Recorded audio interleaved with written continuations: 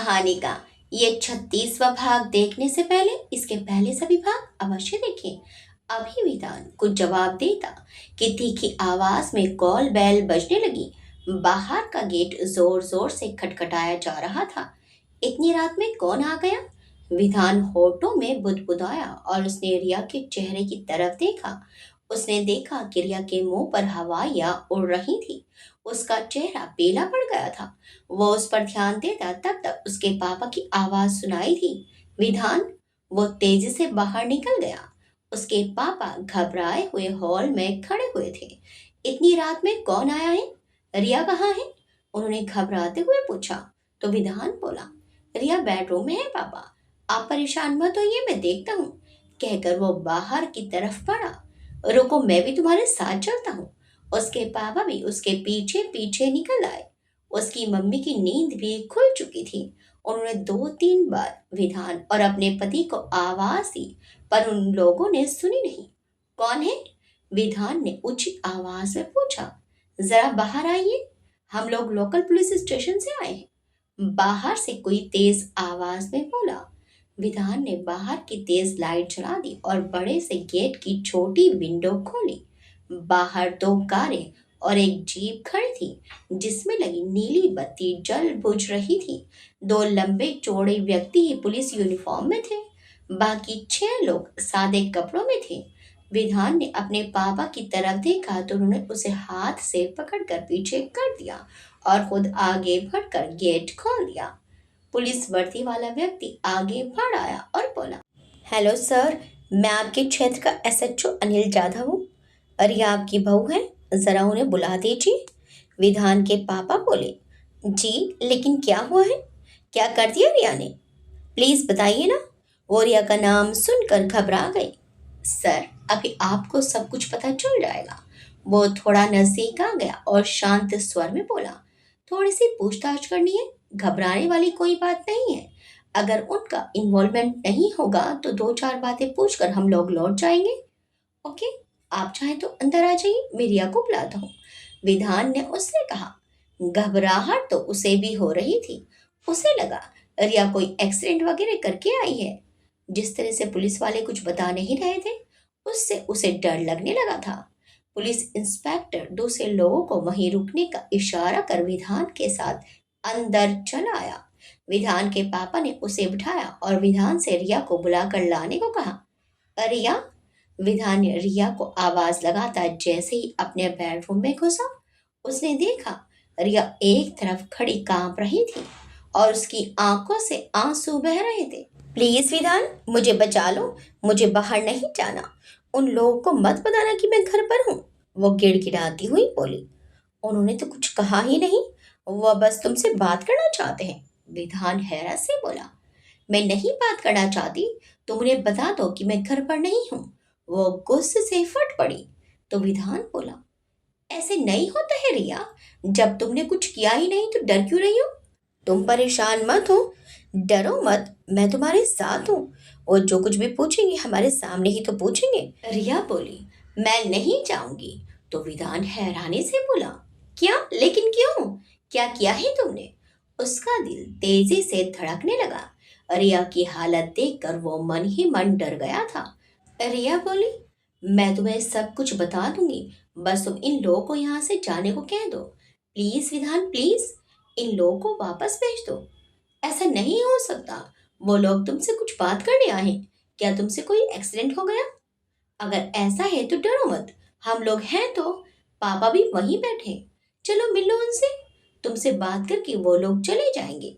वो प्यार से उसे समझाता हुआ बोला। मुझे नहीं जाना, वो चीख पड़ी। तुम समझते क्यों नहीं हो? वो लोग ऐसे ही मुझ पर झूठे आरोप लगा रहे हैं और तुम उन्हें अपने घर में बिठाए हुए हो। प्लीज समझा करो ना, वो तेज आवाज में बोली। बाहर से किसी ने डोर नॉक किया। विधान को उठकर डोर खोलना पड़ा। बाहर उसके पापा खड़े हुए थे। क्या कर रहे हो? कितनी देर लगाओगे? वो लोग बुला रहे हैं, वो तनिक रुष्ट भाव से बोले। बस आ रहे हैं पापा। रिया गहरी नींद में सो गई थी, मुंह धोकर अभी आ रही है, विधान ने दबे स्वर में कहा। तो वो बोले, आओ जल्दी, और कहते हुए बाहर चले गए। तो विधान उसकी तरफ मुड़ा और बोला, चलो रिया। रिया को मजबूरी में जाना ही पड़ा। वो विधान के साथ चलती हुई सीधे जाकर सोफे पर बैठ गई। मेरी पत्नी रिया, विधान ने परिचय दिया। एसएचओ बोला, हेलो, कैसी हैं आप? एसएचओ की तेज नजरें उसके चेहरे पर थी। रिया ने सिर हिला दिया।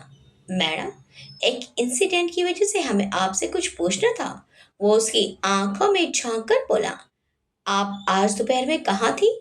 रिया अटकते हुए बोली, कहीं नहीं, यूं ही घूमने निकल गई थी। रिया पहले से ही घबराई हुई थी। वो बोलते समय लड़खड़ा गई। एसएचओ बोला, कहीं घूमने के लिए आप पैसिफिक सुपरमार्केट तो नहीं गई थी? उसकी आवाज तीखी हो गई। नहीं, इतनी दूर जाने का क्या मतलब? वो बोली तो उसकी आवाज उसका साथ नहीं दे रही थी। विधान और उसके पापा भी उसे ऐसे घबराते देखकर हैरान रह गए। आपकी डॉटर इन लॉ पर पैसिफिक सुपरमार्केट के सामने दो लोगों को गोली मारने का आरोप है। अब एसएचओ सीधे सीधे बोला। ये बात सुनकर विधान और उसके पापा की आंखें हैरत से फैल गई। वो कभी एसएचओ को देख रहे थे तो कभी रिया को। रिया का चेहरा सफेद पड़ गया था। आपके पास कोई वेपन है? उसने विधान से पूछा। मेरे पास है। मेरे पास एक हैंडगन है और मेरे पास उसका लाइसेंस भी है। विधान के बोलने से पहले उसके पापा बोले, जरा लेकर आइए, उसने कहा। विधान के पापा डगमगाते पैरों से अंदर चले गए। अंदर उनकी पत्नी भी बेहद परेशान सी बैठी हुई थी। रात के 3 बजे उनके घर में क्या तमाशा हो रहा है, वो ये समझ नहीं पा रही थी। उन्होंने विधान के पापा को देखते ही पूछा, क्या हो रहा है जी?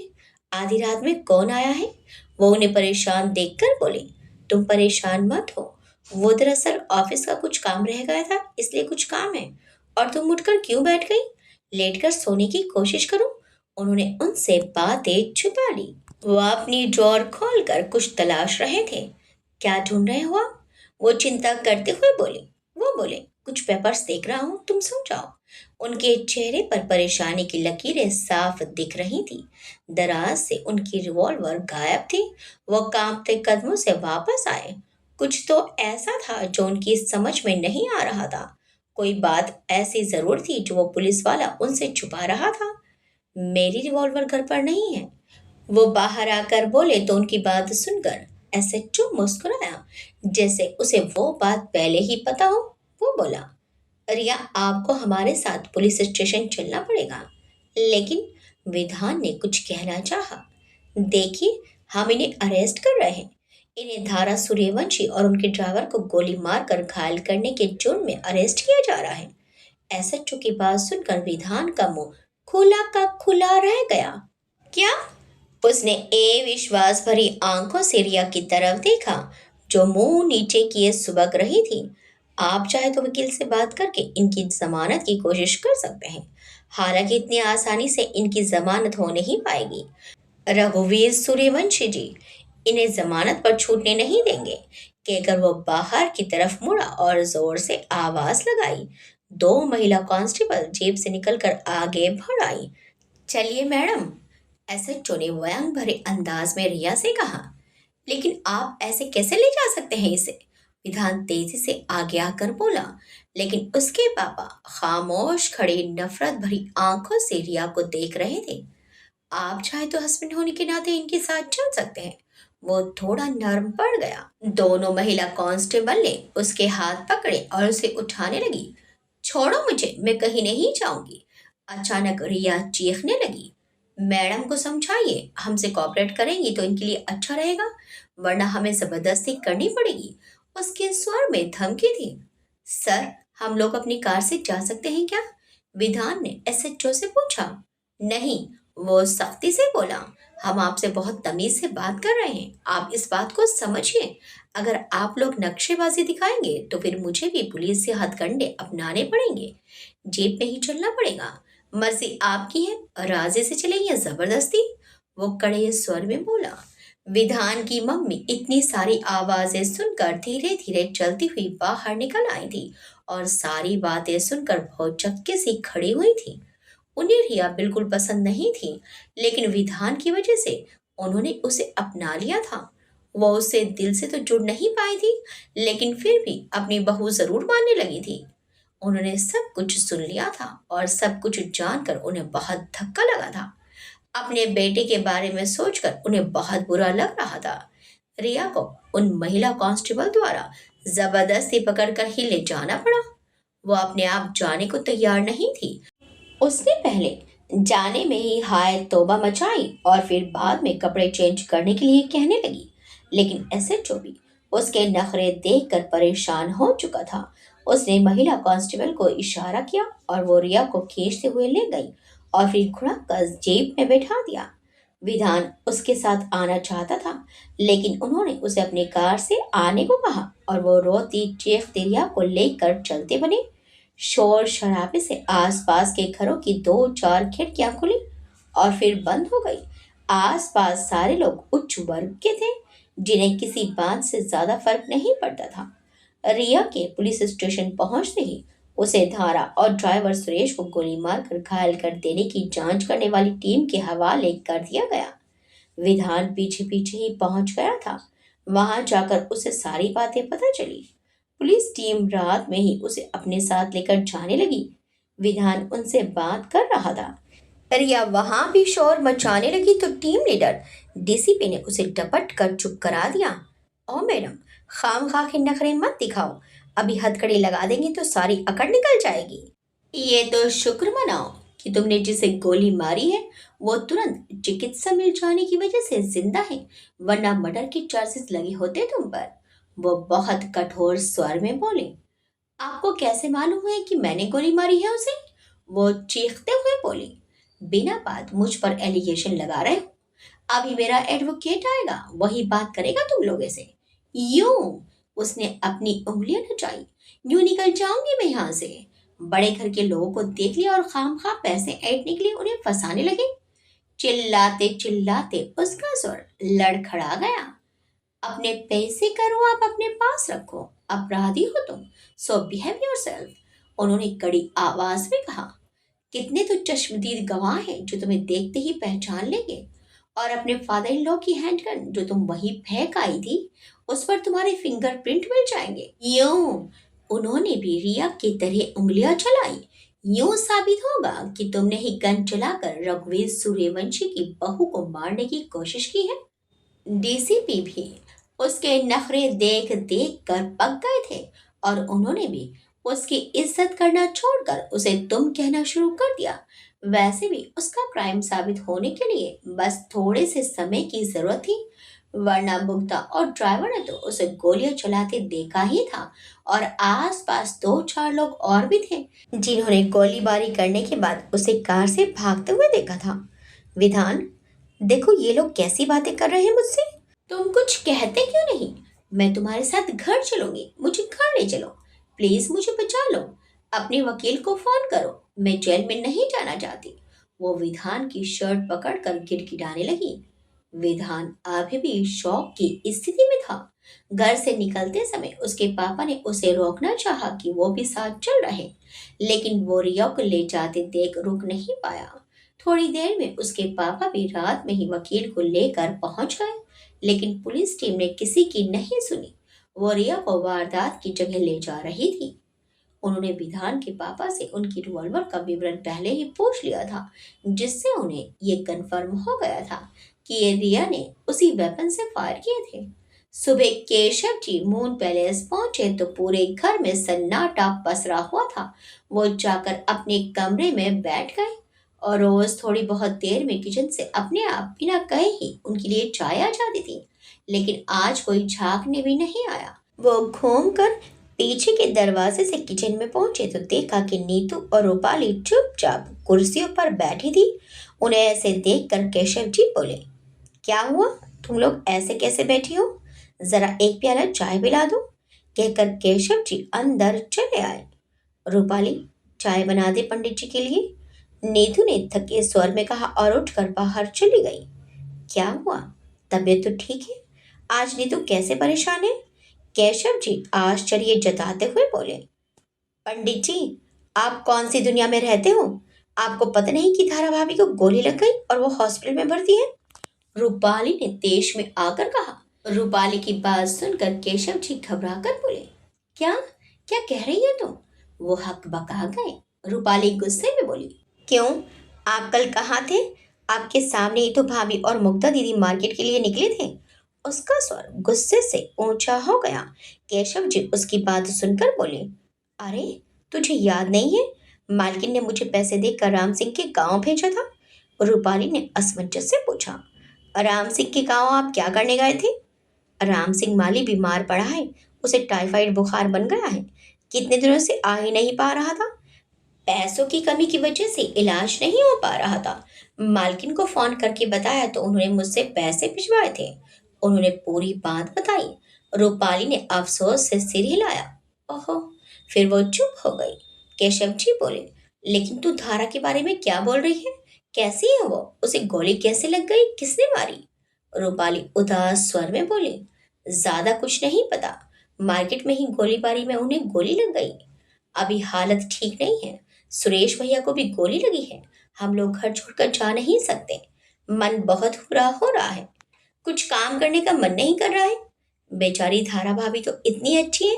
उन्हें पता नहीं किसने गोली मार दी। उसकी आंखों में कहते हुए आंसू आ गए। रूपाली की बात सुनकर केशव जी अभी भी हैरानी से खड़े थे। लो, आपकी चाय। इतनी देर में रूपाली ने चाय बनाकर उनके सामने रख दी। केशव जी उदास स्वर में बोले, अब तूने ऐसी बात बता दी है, भला चाय मेरे गले से कैसे उतरेगी? हॉस्पिटल चला जाऊं यही सोच रहा हूँ, पर कहीं मालिक गुस्सा न हो जाए कि काम छोड़कर यहाँ क्यों चलाया। वो डरते डरते बोले। रूपाली ने उदासी से कहा, आपकी मर्जी है। फिर वो उदास से अपने काम में व्यस्त हो गई। केशव जी ने उससे निरीह स्वर में कहा, तू बताना, साहब गुस्सा तो नहीं होंगे? बस धारा का हाल चाल पता करके चला आऊंगा। रूपाली बोली, चले जाओ आप, कुछ काम होगा तो हम लोग देख लेंगे। रूपाली ने हमदर्दी जताई। रूपाली की बात सुनकर केशव जी तेज कदमों से बाहर निकल गए। धारा की हालत अभी भी क्रिटिकल बनी हुई थी। भाग्यवश रिया द्वारा चलाई गई गोली उसके दिल पर ना लगकर कंधे में जाकर लगी थी। सर्जरी करके उसके कंधे में धसी गोली निकाल दी थी, लेकिन खून बहुत बह गया था। इसलिए खून चढ़ाने के बावजूद उसकी हालत में बहुत सुधार नहीं हुआ था। अरिजीत सर्जरी के बाद से अंदर आईसीयू में धारा के पास ही था। रघुवीर साहब ने डॉक्टर से कहकर उसे अंदर रहने की परमिशन दिलाई थी, क्योंकि वो बिना धारा को देखे बहुत बेचैन था। रघुवीर साहब को उसकी शक्ल देखकर उसकी हालत बिगड़ने का डर लगने लगा। इसीलिए उन्होंने डॉक्टर से कहकर उसे धारा के पास रहने दिया। कम से कम उसे देखकर वो संभला तो रहेगा। पवित्रा जी और मुग्धा भी पूरे समय हॉस्पिटल में ही रुके हुए थे। मुग्धा की आंखों के सामने बार बार धारा की गोली लगकर गिरी हुई खून से लथपथ आकृति आ जाती और वो सिसकने लगती। वो तो कबीर आ गया था, इसलिए वो लोग संभल गए, वरना दोनों का ही बुरा हाल था। रघुवीर साहब को इस समय सिर्फ और सिर्फ अपने बहू बेटे की परवाह थी। वो रात और दिन वहीं रुक रहे थे। दिन में थोड़ी देर के लिए वो घर चले जाते थे, लेकिन फिर वापस हॉस्पिटल लौट आते। तीसरे दिन धारा को होश आ पाया। अरिजीत उसे आंखें खोलते देखकर अपने आंसू नहीं रोक पाया और जोर जोर से रो पड़ा। उसके होंठ कपकपा रहे थे, पर वो कुछ बोल नहीं पाई। खून की लाली अभी भी उसके चेहरे पर दिखाई नहीं दे रही थी। उसका चेहरा बिल्कुल रक्तहीन सा ही लग रहा था।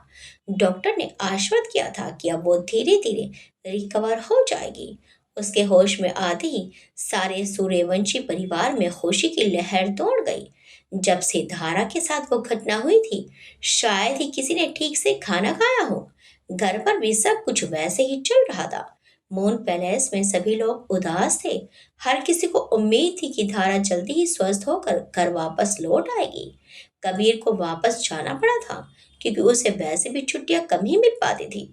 उसका काम ज्यादातर रिसर्च पर बेस्ड था और बहुत ज्यादा काम होता था। जाते जाते उसने मुक्ता और पवित्रा जी को बहुत समझाया था, अपने को मजबूत बनाए रखने को और अरिजीत का ध्यान रखने को कहा था। केशव जी एक दिन होकर चले गए थे। उसके अगले दिन पारुल भी आई थी और यूं ही झूठे आंसू बहाकर चली गई। भानु का मन उनकी तरफ से इतना हट गया था कि वो डॉक्टर मृदुल के साथ ही बैठा रहा और उठकर उन दोनों के पास भी नहीं आया। पारुल आते समय जबरदस्ती उसे गले लगाने लगी तो वो वैसे ही तना खड़ा था। वो उनकी किए अत्याचारों को आज तक भी भूल नहीं पाया था। डॉक्टर मृदुल ने भी मन ही मन शायद जिंदगी भर जितनी दुआएं नहीं मांगी होंगी वो अब मांग ली थी। इधर कुणाल हर बात से बेखबर था। वो तो सोचता था कि अब धारा अपने प्यार के साथ हंसी खुशी अपना जीवन जी रही होगी। पर उसे क्या मालूम था कि बदनसीबी ने अभी भी उसका पीछा नहीं छोड़ा था। उसके साथ इतनी बड़ी घटना घट गई है। वो तो इस समय बस अपना सारा ध्यान अपने काम पर लगा रहा था। कुणाल के दो दोस्त डॉक्टर मुंबई आए हुए थे। उन्होंने जब देर शाम फोन किया तो वो कोलार से निकल ही रहा था। घर में जब तक रहता था तो उसके माँ पापा और काकू जल्दी शादी करने को कहते रहते थे। वो भी तंग आकर बाहर निकल जाता था। लेकिन उसे पता था कि उसके पेरेंट्स उसे उम्मीद लगाए बैठे हैं कि वो भी एक दिन शादी करके सुखी जीवन बिताएगा। कुणाल अपने दोस्तों को कोलार बुलाने के बजाय मुंबई ही पहुंच गया। अश्विन और सौरभ मुंबई पहली बार आए थे। वो थोड़ा बहुत मुंबई घूमना चाहते थे। वो लोग एक रेस्टोरेंट में मिले। उनके साथ उस धारा जैसी दिखने वाली महिला डॉक्टर मेघा को देखकर कुणाल असहज हो गया। वो लोग आपस में बातें करते हुए किसी बात पर खुलकर हंस रहे थे। एक बार फिर कुणाल की नजर उसके बालों और चेहरे पर अटक गई। वो उसे धारा की याद दिला देती थी। उस समय तो 10-12 लोगों का ग्रुप था, इसलिए कुछ खास लगा नहीं। लेकिन वैसे वो किसी लड़के से मिलने का इच्छुक नहीं था। दोनों लोगों से मिलने के बाद वो बहुत ठंडेपन से मेघा से मिला। मेघा ने भी उसमें कोई दिलचस्पी नहीं दिखाई। वो भी ज्यादातर उन्हीं दोनों लोगों से बोलती रही थी। कुणाल से उसकी बात ही नहीं हुई। वो उसकी किसी बात में भी नहीं बोली, बस लिए दिए ही रही। कुछ खाने पीने के बाद डॉक्टर मेघा वॉशरूम की तरफ गई तो कुणाल ने पूछ ही लिया, तुम लोगों ने बताया नहीं कि तुम इन्हें भी साथ ला रहे हो? कोई प्रॉब्लम है कुणाल? अश्विन ने फौरन कहा, नहीं, प्रॉब्लम तो नहीं है, पर मैं इन्हें यहाँ एक्सपेक्ट नहीं कर रहा था। वो गंभीर होकर बोला तो अश्विन बोला, वो मेरी कजिन है। एक्चुअली मेरी सगी बहन जैसी है, मेरी चाचा की बेटी है। उसके बचपन में ही चाचा जी की डेथ के बाद चाची और मेगा हमारे साथ ही रहते हैं। अभी थोड़े दिन पहले उसकी जॉब मुंबई के मैक्स लाइफ केयर हॉस्पिटल में लगी है। मैंने सोचा उसे भी बुला लेता हूँ। आप जानते तो हो ही उसे। इट्स ओके, उसने बेमन से कहा और पानी का गिलास थाम कर सिप करने लगा। कुणाल, अगर आपको उसके होने से कुछ परेशानी है तो मैं उसे लेकर चला जाता हूँ। आप और सौरभ रुक जाए। अश्विन ने आगे झुककर कहा। कुणाल उसकी बात सुनकर बोला, अरे नहीं यार, कैसी बातें कर रहे हो? तुम्हारी कजिन से मुझे भला क्यों परेशानी होने लगी? वो शर्मिंदा हो गया। अश्विन, सॉरी अगर मेरी किसी बात से तुम्हें बुरा लगा। वाकई में बहुत रूड हो गया था, प्लीज माफ कर देना। वो विनीत भाव से बोला। अरे, अब इतना भी परेशान मत होइए। ऐसा भी आपने कुछ नहीं किया जो इतना परेशान हो रहे हैं। अश्विन हंसते हुए बोला, नहीं नहीं, ऐसे नहीं कहना चाहिए था मुझे। वो धीमी आवाज में बोला, नहीं, मैंने भी ओवर रिएक्ट कर दिया। अश्विन मुस्कुराया, फिर तत्काल गंभीर होकर बोला, मेघा इतना झेल चुकी है फिर भी बहुत स्ट्रांग है। उसके लिए कुछ भी गलत बात सहन नहीं कर पाता हमारा परिवार। कि छोड़ो, अब प्लीज चेंज द टॉपिक। वो आने वाली होगी, उसने सुन लिया तो वाकई नाराज हो जाएगी। सौरभ ने हल्के स्वर में अश्विन को टोक दिया। उस समय तो बात टल गई, लेकिन कुणाल के मन में उत्सुकता रह गई मेघा के बारे में जानने की। वो लोग घूमने के लिए बीच पर चले गए। वहां इस समय बहुत भीड़ भाड़ थी। चारों तरफ रौनक लगी हुई थी। इस समय समुद्र की सुंदरता बहुत बड़े जन सैलाब की वजह से महसूस ही नहीं हो रही थी। उन्हें लग रहा था कि जैसे वो किसी मेले में पहुंच गए हों। कुणाल तो वैसे भी पैदा ही वहीं हुआ था, इसलिए वो इन सब दृश्यों का आदी हो गया था। चले यहाँ से, बहुत भीड़ है यहाँ। थोड़ी देर में मेघा ने ही कहा, कुछ खाने का मन है? यहाँ की भेल बहुत फेमस है। कुणाल ने आगे बढ़कर उससे पूछा। मेघा ने चौंक कर उसकी तरफ देखा। जब से मिले थे वो उसे इग्नोर ही कर रहा था। उसने बिना बोले नाम में सिर हिला दिया। कुणाल ने उन्हें अपने घर चलने को कहा तो अश्विन ने इस समय घर में जाने को मना कर दिया। अब इस समय रहने दीजिए, बहुत देर हो गई है। कल दिन में आते हैं, आप भी थक गए होंगे। हम लोग भी अपने होटल के लिए निकल रहे हैं, अब जाने की इजाजत दीजिए। ओके, फिर मैं भी निकलता हूँ। कल का लंच हमारे घर पर ही होगा। मैं आप लोगों को लेने आ जाऊंगा। कुणाल ने कहा तो सौरभ बोला, अरे नहीं, क्यों सबको परेशान करना। कल हम लोग खंडाला जाने का सोच रहे हैं। आप बिना बात घर वालों को परेशान मत करिए। कहकर सौरभ हल्के से मुस्कुरा दिया। कोई परेशानी नहीं होगी, कल लंच पर आना ही आना है। और किसी ने मना किया तो मैं नाराज हो जाऊंगा। कुणाल ने अश्विन और मेघा को आपस में खुसुर फुसुर करते देख उच्च स्वर में कहा। वो उन लोगों से विदा लेकर अपनी कार की तरफ बढ़ गया, लेकिन वहां पहुंचकर फिर मुड़कर उनकी तरफ आया। आप लोगों को नॉनवेज खाने से कोई प्रॉब्लम तो नहीं है? वो पूछने लगा। नहीं नहीं, सौरभ तबाक से बोला। वो रुक गया और बोला, इसलिए पूछा कि मेरी माँ मछली बहुत अच्छी बनाती है तो। अश्विन बोला, हम लोग नॉनवेज खा लेते हैं। कहकर अश्विन मुस्कुराया। कुणाल बोला, ओके देन। कहकर उसने हाथ हिलाया और अपनी कार की तरफ चल दिया। इधर हॉस्पिटल में धारा की तबीयत सुधरते सुधरते फिर बिगड़ गई थी। पता नहीं क्या हुआ था। कहाँ तो डॉक्टर्स उसे आईसीयू से प्राइवेट वार्ड में शिफ्ट करने की सोच रहे थे, कहाँ उसके पल पल की सांसों पर नजर रखी जा रही थी। सबकी जान गले में अटक गई थी। अरिजीत गहरी उदासी के गर्द में था। वो दिन भर बैठा हुआ धारा की उठती गिरती पलकें देखता रहता। डॉक्टर्स ने उसे धारा को दूर से देखने की ही अनुमति दी थी, लेकिन उसकी दीवानगी देखकर आईसीयू में तैनात डॉक्टर और नर्स उसे धारा के पास बैठने और धारा का हाथ अपने हाथों में थामे रखने को मना नहीं करते थे। इतनी खुशी के बाद यकयक मिले दुख से सभी मुरझा कर रह गए थे। मुग्धा अपने आप को ही कोसती रहती कि ना वो धारा को शॉपिंग पर लेकर जाती, ना ही ऐसी घटना घटित होती। इस बीच डॉक्टर विकास का फोन आया तो डॉक्टर मृदुल अपने को संभाल नहीं पाए और भावुकता में उनके मुंह से धारा के जख्मी होकर हॉस्पिटल में एडमिट होने की बात निकल गई। मैंने तो सोचा था कि अब धारा सुख से रहेगी, लेकिन आफतें उसके पीछे ही नहीं छोड़ रही हैं। वो गहरी सांस लेकर बोले। धारा का रक्तहीन चेहरा और मुदी हुई पलकें देखकर उनका दिल कांपता रहता था। भानु इस समय बहुत हिम्मत से काम ले रहा था। वो उनकी मन स्थिति समझकर उनके साथ ही लगा रहता।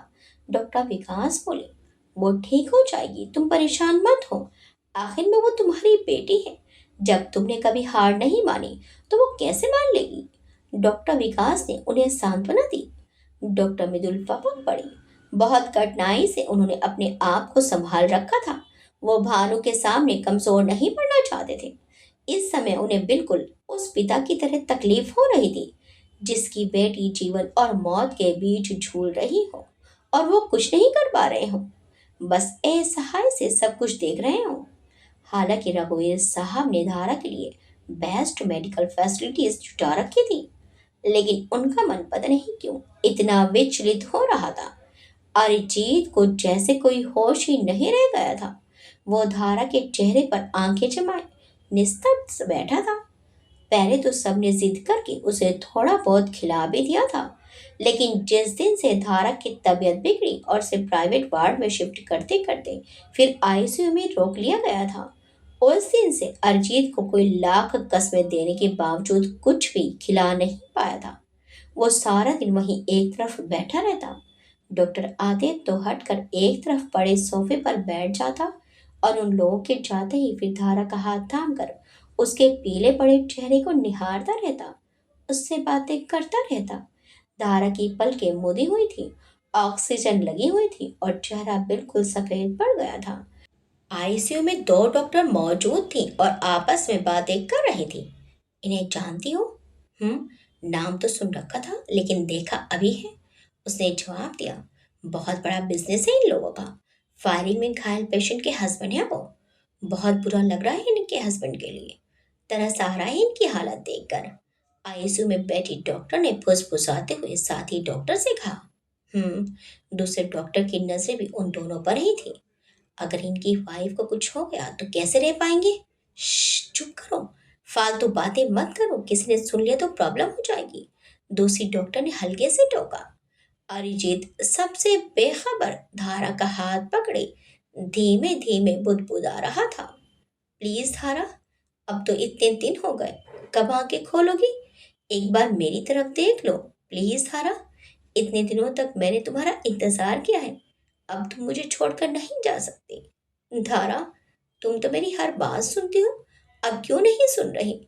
बाहर डोर पर दस्तक हुई और भानु कॉफी का कप लिए बाहर खड़ा था। अरिजीत ने एक नजर पीछे डाली और फिर अपनी नजरें धारा के चेहरे पर जमा दी। डॉक्टर आगे बढ़ आई। जी कहिए, यहाँ मत खड़े रहिए, सीनियर डॉक्टर आ गए तो हमें डांट पड़ जाएगी। जूनियर डॉक्टर ने भानु के पास आकर कहा। मुझे बस 1 मिनट का समय दीजिए, वो विनय पूर्वक बोला। अरिजीत भैया, उसने आवाज दी जो अरिजीत ने अनसुनी कर दी। भानु ने ग्लास डोर खोलकर अंदर कदम रखा और कॉफी अरिजीत के सामने कर दी। अरिजीत भैया, कॉफी पी लीजिए, उसने आग्रह किया। नहीं चाहिए भानु, अरिजीत ने नकार दिया। भैया प्लीज ले लीजिए, आपने कब से कुछ नहीं खाया है, वो फिर बोला। मुझे भूख नहीं है भानु, तुम जाओ यहाँ से, वो बिना उसकी तरफ देखे बोला। भैया, मैं वापस जाने के लिए नहीं आया हूँ, ये कप पकड़िए और कॉफी पी लीजिए, ऐसे कब तक रहेंगे, वो दृढ़ स्वर में बोला। देखिए ये आईसीयू है, आप लोग ये बहस बाहर निकल कर करिए, डॉक्टर ने कठोर स्वर में कहा। अरिजीत भैया, अगर आपने कॉफी नहीं पी तो सोच लीजिए बाहर कोई भी कुछ नहीं खाएगा, सब लोग आपकी तरह ही भूखे प्यासे रहेंगे। भानु ने एक बार डॉक्टर की तरफ देखा और फिर अरिजीत से कहा। दीदी बहुत नाराज होंगी जब उन्हें पता चलेगा कि आपने इस तरह किया, वो कोमल स्वर में बोला। अरिजीत ने असहाय भाव से भानु की तरफ देखा और कप लेकर वहीं पर स्टूल पर रख दिया। अब जाओ भानु, वो भीगे स्वर में बोला। अभी 5 मिनट बाद खाली कप लेने आऊंगा, वो गंभीरता से बोला और बाहर निकल गया। जूनियर डॉक्टर के होंठों पर मुस्कान आ गई, जिससे प्रयास छिपाने की कोशिश करते हुए वो अपनी सीट पर बैठ गई। उधर मुंबई में कुणाल ने जब घर पर बताया कि उसने अपने कुछ मित्रों को लंच पर इनवाइट किया है तो किसी के ख्यालों में भी ये नहीं आया कि उनमें से कोई लड़की भी हो सकती है। इसलिए जब मेगा ने सौरभ और अश्विन के साथ घर में प्रवेश किया तो कुणाल की माँ, पापा और काकी सभी को अचरज हुआ। कुणाल तो पहले ही लड़कियों से दूर भागता था और अब धारा वाली घटना के बाद तो बहुत ज्यादा रिजर्व हो गया था। पता नहीं कब उसकी इस महिला डॉक्टर से इतनी घनिष्ठता हुई कि घर पर लंच पर बुला लिया। उन्हें क्या पता था कि कुणाल मेगा से अनायास ही किए गए अपने रूखे व्यवहार का प्रतिकार करने के लिए उन लोगों को घर पर आमंत्रित कर बैठा है। सौरभ ने फोन करके उसे मेगा के बारे में सब कुछ बता दिया था। वो चाहता था कि कुणाल के घर में मेगा से कुछ ऐसा ना पूछ लिया जाए जिससे वो असहज महसूस करे। मेघा के बचपन के दोस्त प्रताप ने भी उसी के साथ मेडिकल की पढ़ाई की थी। वो लोग 6th क्लास से साथ थे। पहले तो बचपन में वे एक दूसरे को बस दोस्त ही समझते थे, लेकिन बड़े होते होते उनके मन में एक दूसरे के लिए प्यार का अंकुर फूटने लगा। दोनों को एक दूसरे का साथ बहुत प्रिय था और वो दोनों ही एक दूसरे के बिना नहीं रह पाते थे। बचपन में अपने पापा को खो चुकी मेघा का उससे बहुत ज्यादा ही जुड़ाव हो गया था। दोनों साथ साथ डॉक्टर बने और एक ही हॉस्पिटल में जॉब करने लगे। उस समय मेघा बस 22 साल की थी। जॉब करने के बाद वो शादी करने वाले थे। प्रताप के माता पिता और बाकी घर वालों ने भी मेघा को बहुत प्यार से अपना लिया। 12-13 साल का प्यारा साथ सुखद जीवन भर के साथ में बदलने वाला था। 2 महीने बाद उनकी शादी होने वाली थी। दिन पंख लगाकर उड़ते चले गए। 2 महीने पलक झपकते ही बीत गए और शादी की तिथि आ गई। 3 दिन बाद शादी थी, लेकिन फिर वो भयावह समय आया जिसकी किसी ने कल्पना भी नहीं की थी। अचानक कोरोना आ गया। कोरोना ने दुनिया भर में तबाही मचा दी। लॉकडाउन लग गया और सब कुछ बंद हो गया। दोनों की शादी भी पीछे हट गई क्योंकि दोनों की छुट्टियां कैंसिल हो गई थी। डॉक्टर होने के नाते दोनों ही बहुत ज्यादा व्यस्त हो गए। बीच में तो कई कई दिन तक दोनों मिल भी नहीं पाते थे। फिर सबसे पहले मेघा को इन्फेक्शन हुआ और वो बीमार पड़ गई। उसी हॉस्पिटल में ही उसे एडमिट कर लिया गया। प्रताप की तो जान ही सो गई थी। फिर धीरे धीरे मेघा की हेल्थ में सुधार हुआ और वो रिकवर हो गई। जिस दिन वो रिकवर हुई उसी दिन प्रताप को बुखार आ गया। प्रताप को कोरोना हुआ था तो उसकी हालत दिन पर दिन बिगड़ती चली गई। इस बीमारी का सबसे दुखद पहलू ये था कि कोई चाहे भी तो अपने पेशेंट के साथ नहीं रह सकता था। मेघा तो वैसे भी अभी पूरी तरह स्वस्थ नहीं हुई थी, इसलिए सबने उसे प्रताप के पास जाने से मना कर दिया। लेकिन उसने किसी की नहीं सुनी और जिद करके प्रताप की खुद ही केयर कर रही थी। दिन भर पीपीई किट पहने पसीने में तरबतर वो प्रताप की दिन रात देख रेख करती रही। लेकिन 5 दिन जिंदगी के लिए लड़ते लड़ते वो मौत से हार गया। उसकी मौत के बाद मेघा पता नहीं कितने अरसे तक पत्थर बनकर रह गई। मेघा की मम्मी, अश्विन के पेरेंट्स और उसके बड़े मम्मी पापा और उसके होने वाले ससुराल वालों के अथक प्रयासों के बाद बहुत दिनों बाद वो सामान्य हो पाई। लेकिन उसका पुराना रूप अब वापस नहीं लौट पाया। कुणाल के साथ ठंडा व्यवहार रखने वाली मेघा जल्दी ही कुणाल की माँ और काकी से घुल मिल गई। वो ज्यादा तो नहीं बोलती थी, लेकिन उन लोगों से लगातार बातें करती रही। लंच खूब अच्छे माहौल में खत्म हुआ। आमंत्रित अतिथियों ने खाने की खूब प्रशंसा की। मेघा ने तो लगे हाथ कुणाल की माँ से कई रेसिपी भी पूछ ली। खाने के बाद कुणाल उन्हें अपने बाबा की लाइब्रेरी दिखाने ले गया, क्योंकि अश्विन और उसकी बहन मेघा को अच्छे लिटरेचर में बहुत रुचि थी। उन लोगों के जाते समय जब माँ और शुभी काकी को ये पता चला कि मेघा ने यही मुंबई में ही मैक्स लाइफ केयर हॉस्पिटल में ज्वाइन किया है, तो उन्होंने उससे फिर आने का प्रॉमिस करवा लिया। कुणाल को मेघा की सच्चाई जानकर अपने रूखे बर्ताव पर बहुत अफसोस हुआ। वो बेचारी तो वैसे ही हालात की मारी हुई थी। इतना सब कुछ झेलने के बाद उसका सामान्य व्यवहार किसी चमत्कार से कम नहीं था। वो वाकई बहुत हिम्मती लड़की थी। अनजाने में ही कुणाल उससे सहानुभूति महसूस करने लगा, जबकि वो जानता था कि मेघा को किसी की भी दया की जरूरत नहीं है। वो अपने से सहानुभूति जताने वालों से नफरत करती है। कुणाल के काकू ने अपने घर पर तो बता दिया था कि कैसे धारा को किसी ने गोली मारकर घायल कर दिया, लेकिन उन्होंने ये बात कुणाल को बताने के लिए सख्ती से मना कर दिया था।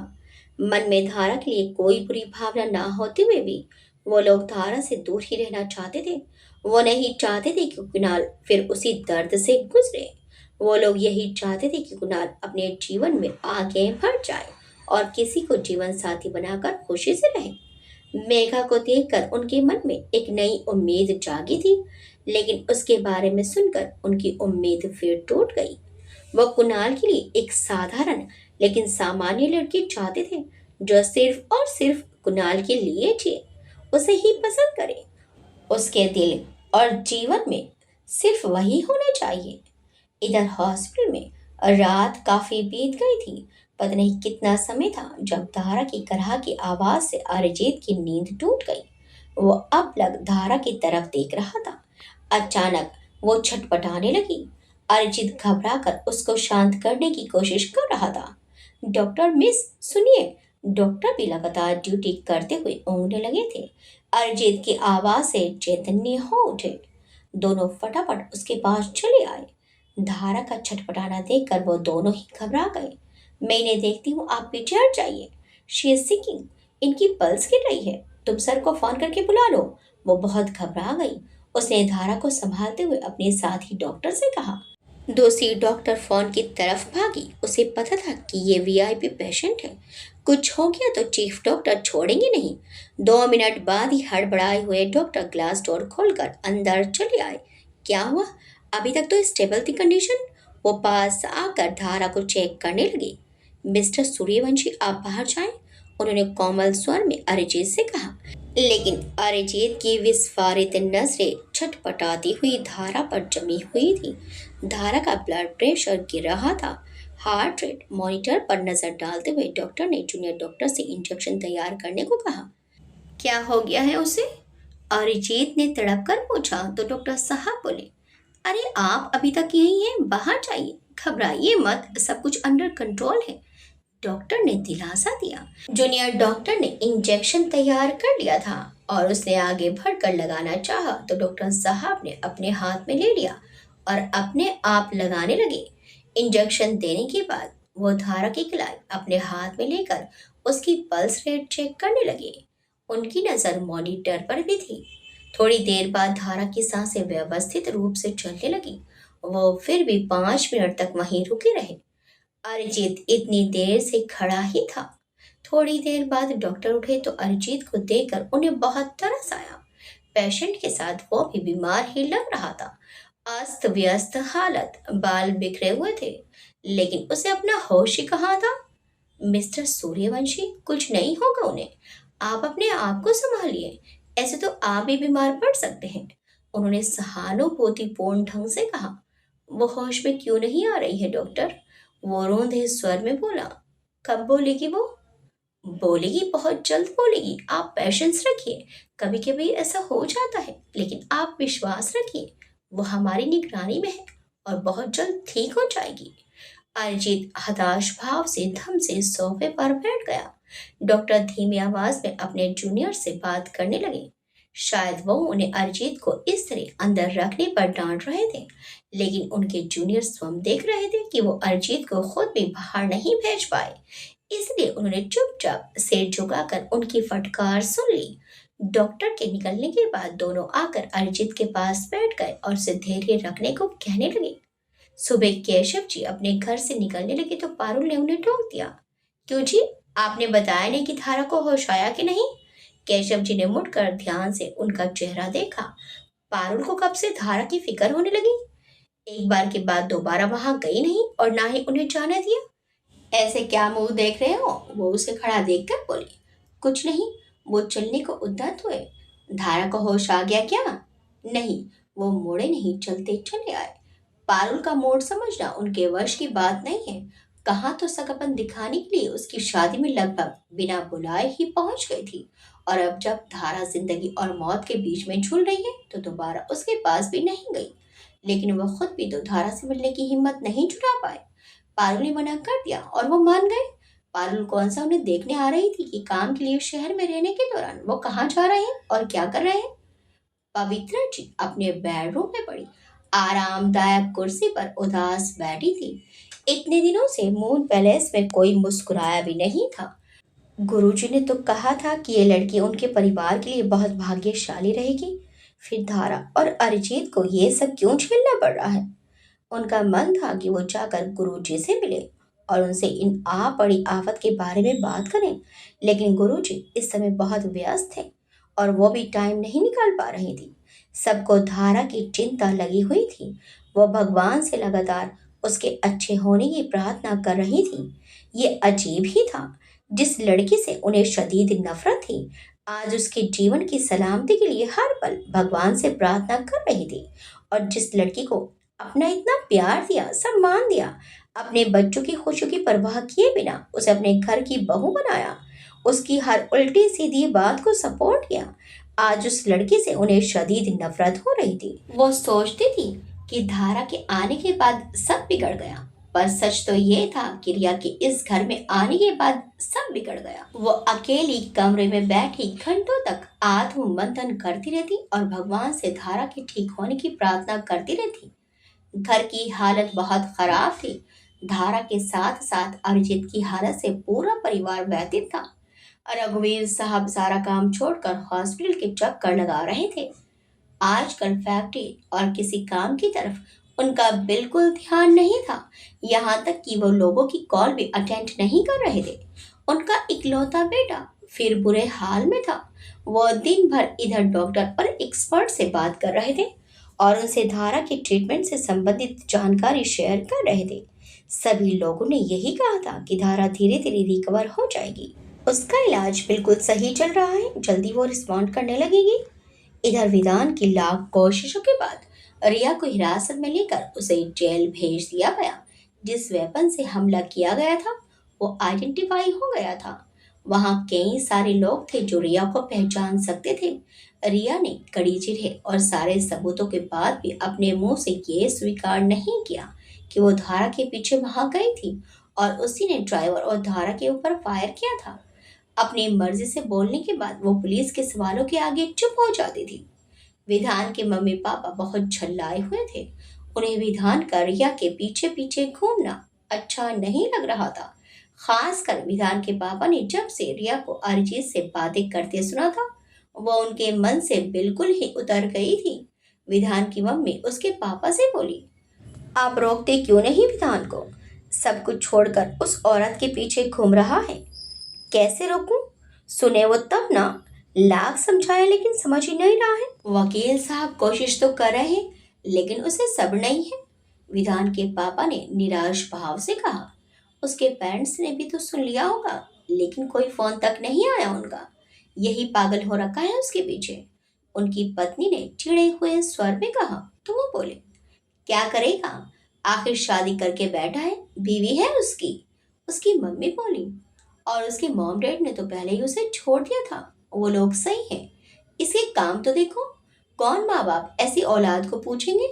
हमारा तो अकेला लड़का है इसलिए उसे माफ कर दिया हमने। उनकी तो सारी इज्जत मिट्टी में मिला दी इस लड़की ने। आप विधान को समझाओ। जिंदगी बर्बाद कर रहा है क्यों उसके पीछे अपनी। अभी थोड़े से समय में क्या क्या देख लिया हमारे बेटे ने। आप कहेंगे तो वो समझ जाएगा।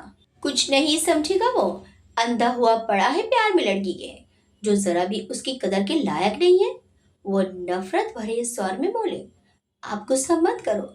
आप अपने बेटे को प्यार से समझाओ। आप अच्छे से बात करो उससे। वो आपकी बात जरूर समझेगा। विधान की मम्मी ने उनसे आग्रह किया। विधान के पापा शांत भाव से उनकी बात पर विचार करते रहे। डॉक्टर मिदुल और भानु एक दूसरे से टिके बैठे थे। भानु की पढ़ाई का काफी नुकसान हो रहा था, इसलिए उन्होंने उसे समझाया कि वो दार्जिलिंग वापस चला जाए। लेकिन भानु किसी भी सूरत में वापस जाने को तैयार नहीं था। बीच बीच में वो दार्जिलिंग बात करके वहां के हाल चाल पूछ लेते थे। डॉक्टर विकास ने भी कई बार धारा की तबीयत के बारे में जानने के लिए उन्हें फोन किया था। सर्दी बहुत बढ़ गई थी। अरिजीत बिल्कुल भी अपनी परवाह नहीं कर रहा था। वो हल्के कपड़ों में ही धारा के बेड के साथ लगी कुर्सी पर बैठा रहता। सबको उसकी चिंता हो रही थी लेकिन वो किसी की बात नहीं सुन रहा था। इस समय वो धारा के बेड पर सिर टिकाए अधलेटा सा हो गया था कि उसे अपने बालों पर किसी का स्पर्श महसूस हुआ। वो हल्के से उठा तो उसने देखा कि धारा को होश आ गया था और वो उसके बालों पर हाथ रखे हुए थी। तुम्हें होश आ गया धारा? वो कपकपाई आवाज में बोला। मैं कितना परेशान हो गया था। उसकी आवाज ही नहीं निकल रही थी। धारा के होठों पर फीकी सी मुस्कान आ गई। आईसीयू में बैठी डॉक्टर की शिफ्ट चेंज हो गई थी। मेल डॉक्टर ने जैसे ही धारा को होश में आया देखा तो उसने फौरन अपने सीनियर डॉक्टर को फोन कर दिया कि पेशेंट को होश आ गया। सीनियर डॉक्टर को तेजी से आईसीयू में जाते देखकर रघुवीर साहब और डॉक्टर मिदुल खड़े हो गए। लेकिन जब तक वो डॉक्टर से कुछ पूछ पाते, डॉक्टर अंदर चले गए। धारा का हाथ अरिजीत के हाथों में था और दोनों की आंखें आंसुओं से भीगी हुई थी। कैसा महसूस कर रही हैं आप? डॉक्टर ने मॉनिटर की तरफ देखते हुए मुस्कुराकर धारा से पूछा। धारा ने धीरे से सिर हिलाकर बताया कि वो ठीक है। ठीक तो होना ही चाहिए। आपके हस्बैंड कितने परेशान थे आपके लिए, अपना खाना पीना भी भूल गए थे। डॉक्टर ने आगे बढ़कर उसका हाथ अपने हाथ में ले लिया। धारा की आंखों में रुके आंसू गालों पर लुढ़क आए। धारा के ऐसे आंसू निकलते देखकर अरिजीत घबराकर बोला, क्या हुआ धारा, कहीं दर्द हो रहा है तुम्हें? वो बेचैन हो उठा। नहीं, कहकर उसने इनकार में सिर हिलाया। आप बिल्कुल भी परेशान मत होइए, अब ये बिल्कुल ठीक है। भगवान का शुक्र है कि बुलेट इनके कंधे को चीरती हुई बाहर निकल गई और किसी भी मेजर ऑर्गन को कोई नुकसान नहीं हुआ। आप 2 मिनट के लिए जरा पीछे हट जाइए, मैं एक बार चेक कर लूं। फिर आप आराम से अपनी पत्नी से बात कर सकते हैं। डॉक्टर गंभीर हो गया था। निशा, तुम बाहर जाकर फैमिली को बता दो कि मिसेस सूर्यवंशी को होश आ गया है। जी सर, अटेंडेंट ने कहा और बाहर निकल गई। बाहर पवित्रा, सूर्यवंशी जी और रघुवीर साहब बैठे हुए बातें कर रहे थे। डॉक्टर मिदुल भी वहीं बैठे हुए थे। मऊदा और भानु बहुत कहने के बाद लंच के लिए मून पैलेस गए थे और अब लौट कर आने वाले थे। जूनियर डॉक्टर के आईसीयू से निकलते ही सबकी नजर उनके चेहरे की तरफ उठ गई। आपकी बहू को होश आ गया है, डॉक्टर ने खुशी भरे स्वर में बताया। ओह भगवान, पवित्र जी के मुंह से निकला। तूने हमारी सुन ली प्रभु। उन्होंने हाथ जोड़कर मन ही मन प्रणाम किया। रघुवीर साहब और डॉक्टर मिदुल भी खुशी से उठ खड़े हुए। डॉक्टर मिदुल की आंखों से टप टप कर आंसू टपकने लगे थे। वो बहुत ज्यादा भावुक हो गए थे।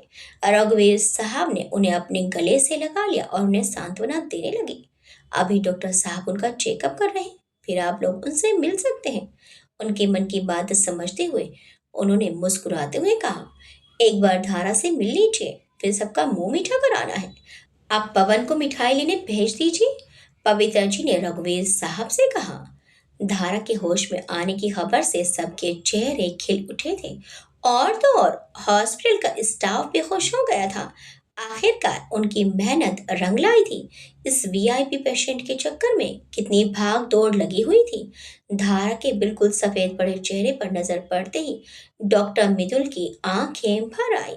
उनकी बेटी मौत के मुंह से वापस आई थी। रघुवीर साहब और पवित्रा जी भी खड़े होकर उसका चेहरा निहार रहे थे। सबसे ज्यादा खुशी तो अरिजीत के चेहरे पर फैली जिंदगी की रौनक को देखकर हो रही थी। उन लोगों ने मुग्धा और भानु को भी फोन कर दिया था और वो लोग भी फौरन यहाँ आने को निकल चुके थे। पवित्रा सूर्यवंशी जी ने पूरे हॉस्पिटल में बंटवाने के लिए मिठाई मंगवा ली थी। धारा के रूम से निकलते ही उन्होंने रघुवीर साहब से सबको मिठाई बंटवाने को कहा तो रघुवीर साहब बोले, मैंने धारा को होश में आते हुए देख लिया। अब मिठाई आप बंटवा दीजिए, मुझे इससे भी जरूरी काम है, मैं निकल रहा हूँ। वो सीरियस हो गए। पवित्रा जी उन्हें रोकते हुए बोली, अरे ऐसा क्या जरूरी काम आ गया, रुकिए ना, अभी अभी तो हमारी बहू होश में आई है।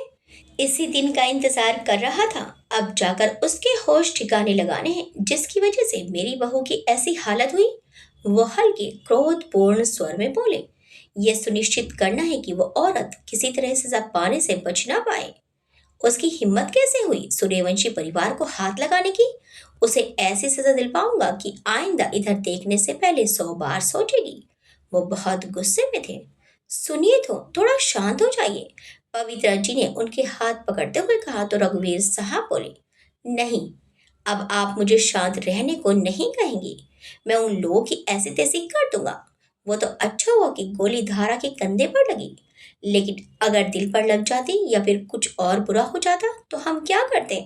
अपनी बहू के साथ साथ हम अपनी बेटी को भी खो देते। इतने दिनों तक मैं धारा की तबीयत की वजह से खामोश था, अब और नहीं। वैसे भी मेरी लीगल टीम तो सब कुछ देख ही रही है, लेकिन अब मैं खुद डील करूंगा सारा मामला। जाकर कमिश्नर साहब से बात करूंगा। अब इस रिया को यूं ही नहीं छोड़ूंगा, कहकर वो तेज कदमों से आगे बढ़ गए। पवन चलो, उन्होंने आवाज दी। पवन मिठाई के डिब्बों के साथ खड़ा था। रघुवीर साहब की आवाज सुनते ही उसने दूसरे नौकर को वहीं खड़े रहने को कहा और भागते हुए कार की तरफ चला गया। पवित्रा जी ने गहरी सांस ली और वापस मुड़ गई। वाकई रिया को पहचानने में उनसे बहुत बड़ी भूल हो गई थी। काश वो रिया से ना मिली होती और उसे अपने परिवार में लेकर नहीं आई होती। आज ये सब जो परेशानी उन लोगों के ऊपर आ पड़ी है वो उस रिया की वजह से है। पहले उसने अरिजीत का ऐसा बुरा हाल कर दिया और ऐसे ही उसे छोड़कर चली गई। अब बिना बात धारा के पीछे पड़ गई। मैं तो हमेशा धारा को ही गलत समझती रही। अगर अरिजीत की बात मानकर पहले ही उसकी शादी धारा से कर देती तो जो इतनी तकलीफ और परेशानी हमने झेली है वो ना झेली होती। अब मैं धारा को कभी कोई तकलीफ नहीं होने दूंगी। मेरे घर की रौनक है वो, और अब ये रौनक मून पैलेस से कभी नहीं जाएगी। पवित्रा जी ने इन दिनों धारा के लिए अपने मन से जो भी थोड़ी बहुत नाराजगी या शिकवे थे सब निकाल दिए थे। उसके जीवन के लिए दिन रात भगवान से प्रार्थना की थी। अब उन्हें अपनी गलती का एहसास हो गया था और उन्होंने सच्चे मन से भगवान से धारा के साथ किए गए अपने गलत व्यवहार की माफी भी मांग ली थी। जिस लड़की से उन्हें इतनी नफरत थी आज वो उनके घर के लिए, उनके बेटे के लिए इतनी जरूरी हो गई थी कि उसके बिना सब कुछ बिखर जाने के डर ने उन्हें अंदर तक हिला दिया था। सुरेश की हालत अब ठीक थी। उन्होंने सुरेश को अपनी देखरेख में नौकरों के साथ मिलकर पूरे हॉस्पिटल में मिठाइयाँ बांटने को कहा। उनकी खुशी उनके चेहरे पर साफ नजर आ रही थी। पवित्रा जी ने आदेश दिया था कि यह सुनिश्चित करें कि हॉस्पिटल में कोई भी मिठाई मिलने से रह ना जाए। उन्होंने पर्सनली जाकर हॉस्पिटल के सीनियर डॉक्टर के सामने कृतज्ञता व्यक्त की थी। भानु और धारा का मिलना बहुत ही भावुकता भरा और आंखों में आंसू ला देने वाला दृश्य था। जैसे ही वो अंदर उसके पास आया तो अभी तक होंठ कसे हुए अपने आंसू रोके हुआ था, लेकिन अपने दीदी पर नजर पड़ते ही वो बिलक बिलक कर रो पड़ा। वो दोनों भाई बहन बहुत देर तक एक दूसरे के गले लगे यूं ही रोते रहे।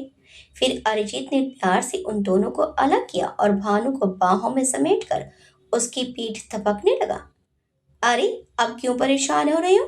अब तो तुम्हारी दीदी बिल्कुल ठीक है। अरिजीत की आंखें भी भर आई थी। आप भी तो रो रहे हैं भाई। मुग्धा ने अपने हाथों से उसके आंसू पोंछते हुए कहा। नहीं मुग्धा, आज तो मैं बहुत खुश हूँ। इतने दिनों बाद धारा ने आंखें खोली है। कहते कहते वो भावुक हो गया। उधर इतना सब कुछ होने के बाद भी रिया अपनी गलती मानने को तैयार नहीं थी। वो विधान के ऊपर भड़क रही थी कि उसने अब तक उसकी बैल क्यों नहीं करवाई, जबकि विधान उसकी बैल कराने की पूरी कोशिश कर रहा था। पर अब रघुवीर साहब उसकी कोशिश कभी कामयाब नहीं होने देंगे। रिया को इतनी आसानी से बचकर नहीं जाने देने वाले वो। और इसके लिए उन्हें चाहे जो कुछ भी करना पड़े वो करेंगे। पर वो रिया को इस बार सजा दिलाकर ही रहेंगे, ये उन्होंने ठान लिया था। आगे क्या होगा? क्या रिया सजा से बच पाएगी? क्या होगा रिया का अंजाम? क्या अब धारा और पवित्रा जी का रिश्ता मधुर और सहज हो जाएगा? क्या कुणाल और मेघा एक दूसरे को पसंद करने लगेंगे? क्या धारा और अरिजीत के जीवन से अब सारी कठिनाइयां दूर हो जाएंगी? देखिए इस कहानी के अंतिम भाग में। आपको ये कहानी कैसी लगी हमें कमेंट्स करके जरूर बताइएगा। वीडियो अच्छी लगी तो वीडियो को लाइक शेयर सब्सक्राइब करना मत भूलिएगा। मिलते हैं इस कहानी के अंतिम भाग में। Till then bye bye.